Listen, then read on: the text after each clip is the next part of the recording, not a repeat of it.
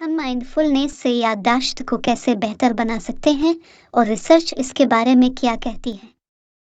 बेटा, बेशुमार research studies साबित करती हैं कि माइंडफुलनेस मशकें याददाश्त को बेहतर बनाने और हाफिजा की उम्र बढ़ाने में कामयाब मशकें साबित होती हैं।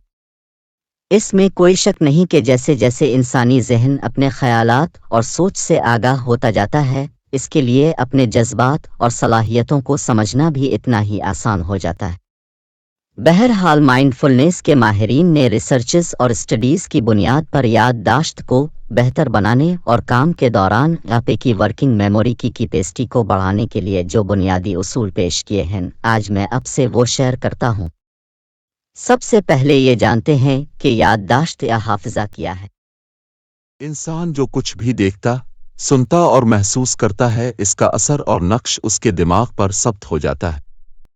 इन तजुर्बात और एहसासात का असर और नक्श खुद को बार बार दोहराता है।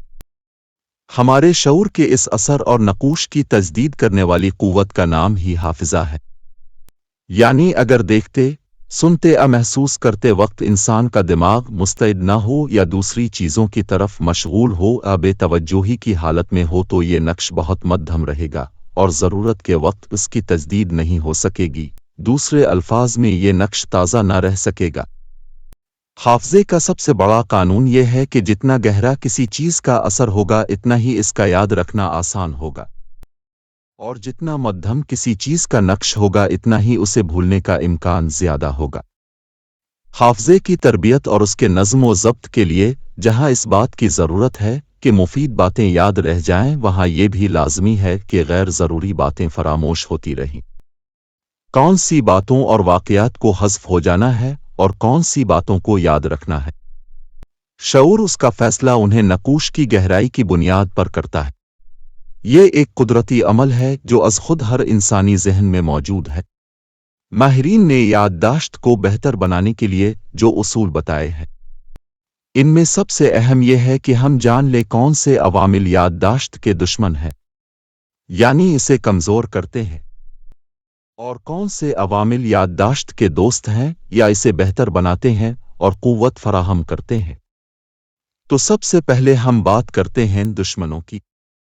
माहिरीन के मुताबिक याददाश्त के 4 दुश्मन होते हैं जिनके बाइस आप अपने हाफ़ज़े से पूरी तरह से काम नहीं ले सकते।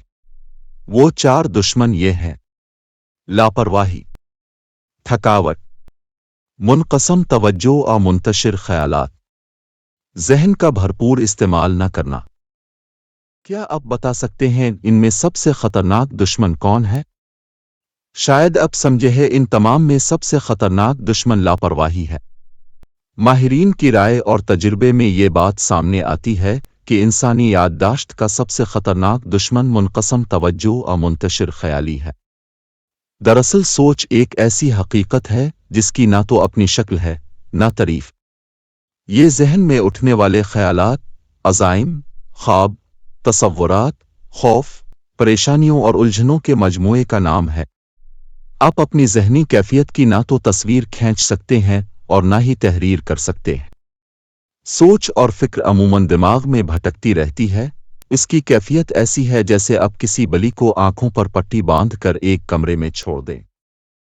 रोशनी होने के बावजूद आंखों पर पट्टी की वजह से दीवारों से सर पटकती रहेगी, मगर उस थका देने वाले अमल के बाद भी कोई राह ना निकाल पाएगी, और अगर आप उसकी पट्टी खोलकर किसी रास्ते पर खड़ा कर दें तो ऐन मुमकिन है वो चलते चलते किसी मंजिल तक पहुंच जाए। तो बेटा, मुनक़सम तवज्जो इंसानी हाफ़ज़े को इतना ज़्यादा थका देती है कि वो कुछ याद रखने तो क्या, याद करने के भी काबिल नहीं रहता। चलिए अब आपको बताता उन मशकों के बारे में जिनकी मदद से हम अपनी याददाश्त को बहुत बेहतर कर सकते हैं। मुनक़सम तवज्जो से बचने के लिए माइंडफुलनेस की पहली मश्क ये है कि आप खुद को मौजूदा लम्हा में रखने की कोशिश करें। कम से कम दिन भर का कोई एक काम, चाहे ऑफिस में हो या घर में, माइंडफुलनेस उसूलों के मुताबिक कीजिए। मैंने आपको माइंडफुलनेस थॉट लेबलिंग की मश्क बताई थी। माहिरीन की राय में थॉट लेबलिंग की मश्क मुनक़सम तवज्जो को मरकूज़ करने और यकजा करने में इंतहाई मददगार साबित हो सकती है। अब बात करते हैं इन दोस्तों के बारे में जो हमारी याददाश्त को क़ुव्वत बख्शते हैं। ماہرین نے ہماری یادداشت کے 4 دوست بتائے ہیں جو یادداشت کو قوت بخشنے اور بڑھانے میں ہمیشہ حاضر خدمت رہتے ہیں۔ وہ 4 یار یہ ہیں: ہوشیاری، دلچسپی، خواہش، یکسوئی۔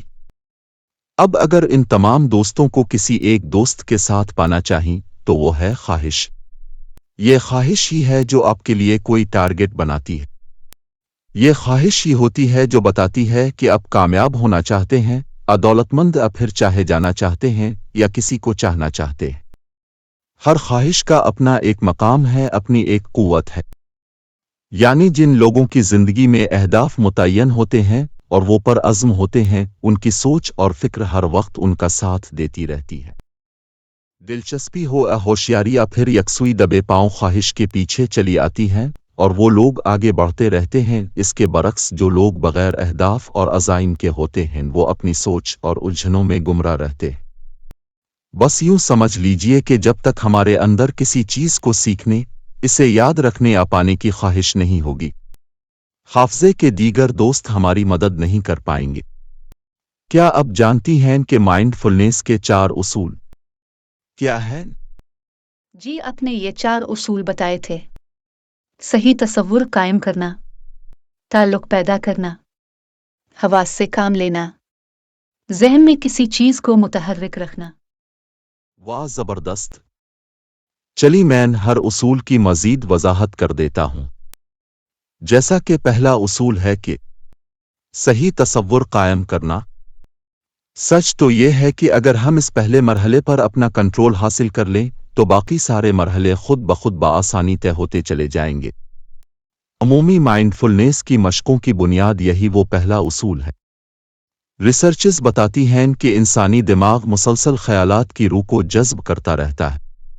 اب ہوتا یہ ہے کہ ہم خود کو ان خیالات میں الجھا لیتے ہیں، کبھی ماضی، کبھی حال اور کبھی مستقبل میں۔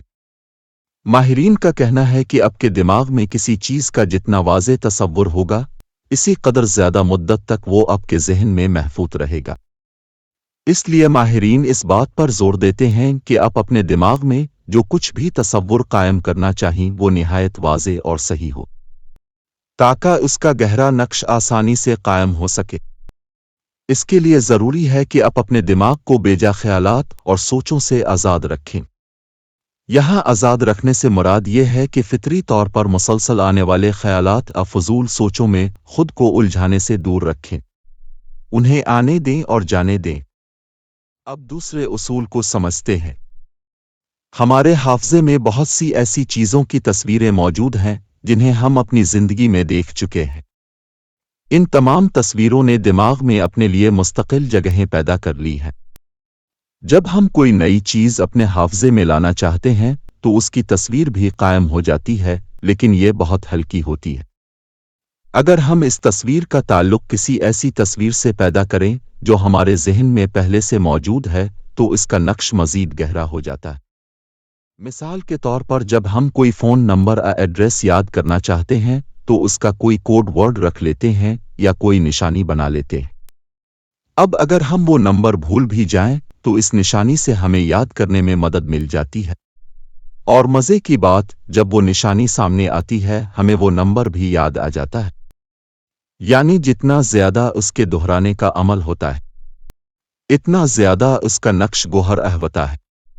یہی ہے اصل میں تعلق کا قائم کرنا۔ اب تیسرے اصول میں ہم سمجھتے ہیں کہ حواس سے کام لینے سے کیا مراد ہے۔ ہمارا ذہن ماحول کو یاد رکھتا ہے۔